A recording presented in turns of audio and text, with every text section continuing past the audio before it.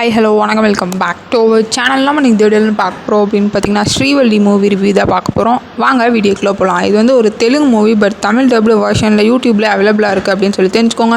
அப்படியே மூவியோட ஸ்டோரியை லைட்டாக பார்த்துடலாம். மூவியோட ஸ்டோரி என்ன அப்படின்னு பார்த்தீங்கன்னா, நம்ம கதையோட ஹீரோயின் வந்து பிரெயின் வேவ் பற்றி ரிசர்ச் பண்ணுறாங்க. அதுக்கு ரிலேட்டடாக ஃபன் பண்ணுறதுலேயும் ரொம்ப இன்ட்ரெஸ்டடாக இருக்காங்க. அவங்களுக்கு சின்ன வயசுலேயே அவங்க அம்மா இறந்து போயிட்டாங்க.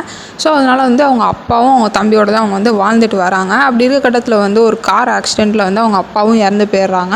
அவங்க தம்பியும் கோமாக்கு போயிடுறாங்க. ஸோ அவங்க தம்பியை வந்து ரெக்கவர் பண்ணுறதுக்கு இந்த மாதிரி இந்த பிரெயின் வேவ் பற்றி ரிசர்ச் பண்ணால் உண்மையிலே ஹெல்ப்ஃபுல்லாக இருக்கும் அப்படின்னு சொல்லிட்டு ஸ்டார்ட் பண்ணுறாங்க.